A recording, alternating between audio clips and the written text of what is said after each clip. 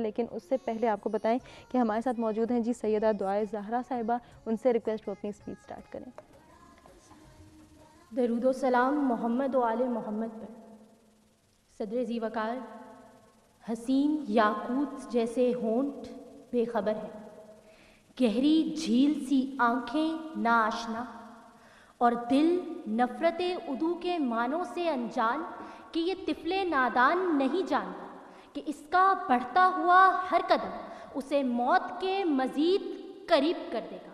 اور ذی وقار پھر وہی ہوا کہ اسکول کے آڈیٹوریم میں قدم رکھنے کے کچھ ہی لمحوں بعد ایک زوردار آواز اس کے پردہ سماعت کو بے جان کر دیتی.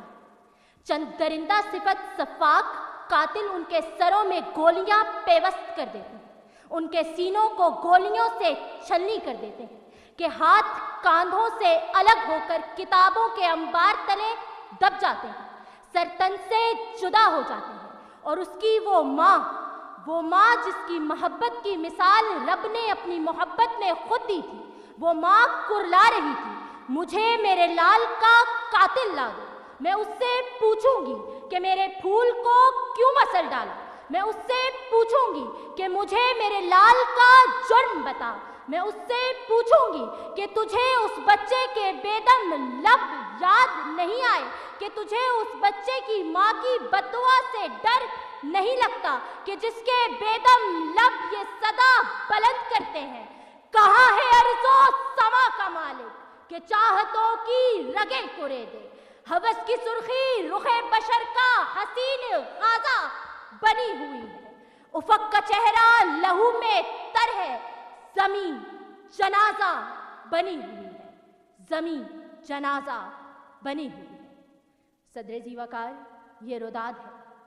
16 دسمبر 2014 آرمی پبلک اسکول پشاور کے ان معصوم پھولوں کی جو کئی ماؤں کے کلیجوں کی ٹھنڈک تھے، جو کسی بوڑھے باپ کا شانہ تھے، جو ہمارے ملک کا روشن مستقبل تھے، جو مستقبل کے علی معین نوازش عبدالستاریدی عبدالقدیر خان تھے، ہم سے چھین لیے گئے.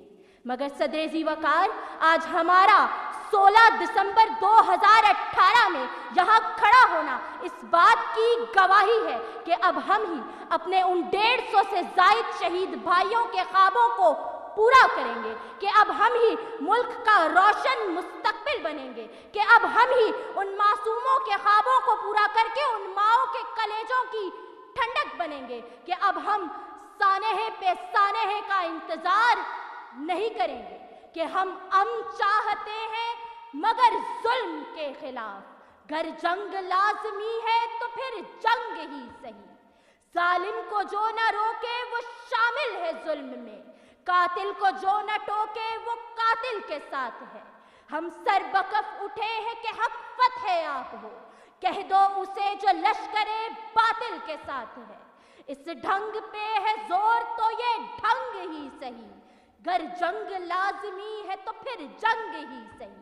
کہ یہ زر کی جنگ ہے نہ زمینوں کی جنگ ہے، یہ جنگ ہے بقا کے اصولوں کے واسطے. جو خون ہم نے نذر کیا تھا زمین کو، وہ خون ہے گلاب کے پھولوں کے واسطے. پھوٹے گی صبح امن لہو رنگ ہی صحیح، گر جنگ لازمی ہے تو پھر جنگ ہی صحیح. آپ سب کی سماعتوں کا بہت شکریہ. بہت شکریہ. بہت خوب.